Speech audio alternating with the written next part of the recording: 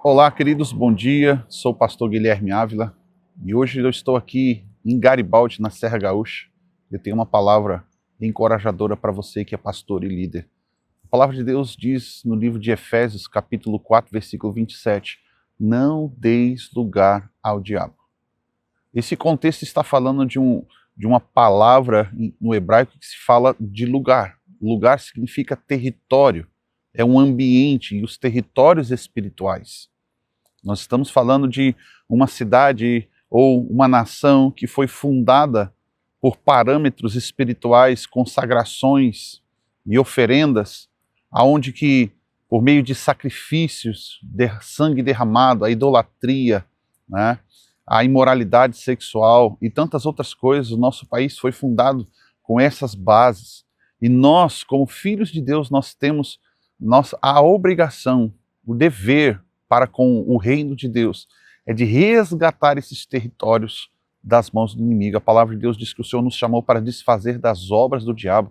Jesus teve como ministério o foco dentro desse contexto, libertar os cativos, dar vista aos cegos, curar os enfermos, anunciar o ano aceitável do Senhor, como está escrito no livro de Isaías 61, quando ele, pregando essa mensagem, que estava sobre ele o Espírito do Senhor, que o ungiu para quebrar e romper nas atmosferas espirituais daquela cidade, daquele país.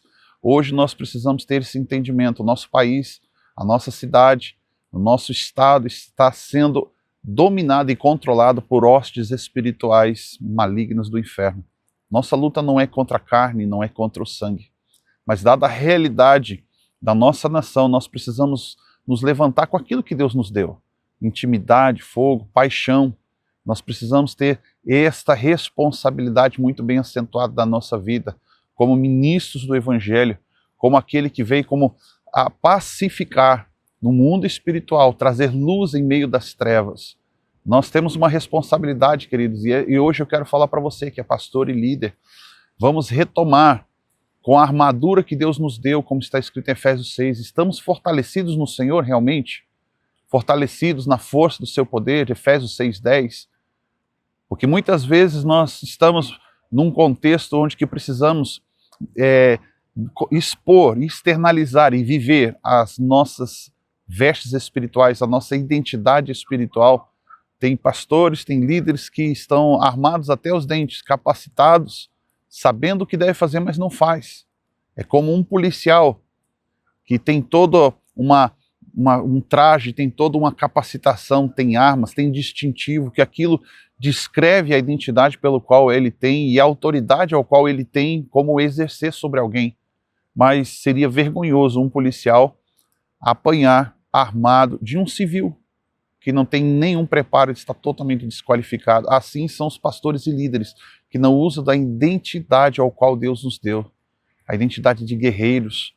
Vamos lutar pela nossa cidade, vamos lutar pelo nosso estado, vamos lutar por essa nação que Deus abençoou de uma maneira e escolheu de tal forma para alcançar as nações.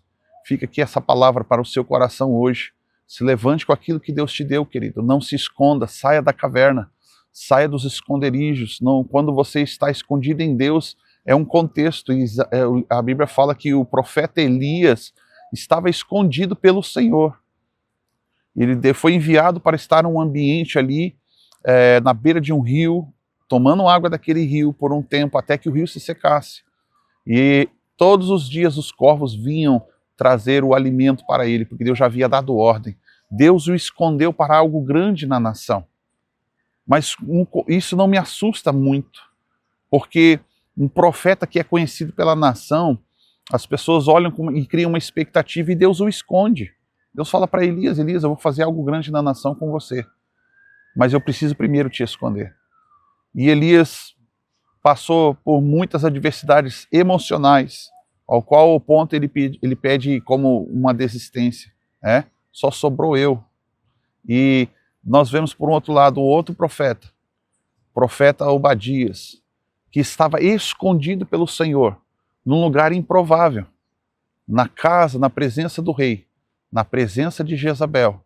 E este homem, que não era grande, não era conhecido, este profeta, ele sustentava outros profetas em cavernas, onde que ali ele, de 50 em 50, ele mantinha um sustento e o alimento, ao pelo qual Deus chega e fala para Elias, Elias, você não é o último profeta, ainda existem 7.000 que não se dobraram. E a pergunta que eu faço, aonde que estão os Obadias? Aonde que estão esses profetas? Eles estão guardados pelo Senhor no lugar certo para fazer uma função certa, específica na nossa nação. E eu creio que chegou a hora, queridos, de você usar das armaduras que Deus te deu, para que você venha transformar a realidade da sua igreja, para que você venha transformar a realidade da sua cidade, do seu estado e da sua nação. Meus queridos, eu quero fazer um convite para você. Se inscreve nesse canal, ativa o sininho, curte, compartilhe, comente, para que a gente possa alcançar o máximo possível de pessoas, levando essa mensagem para todos os cantos da terra, até que todos saibam, em nome de Jesus. Deus te abençoe.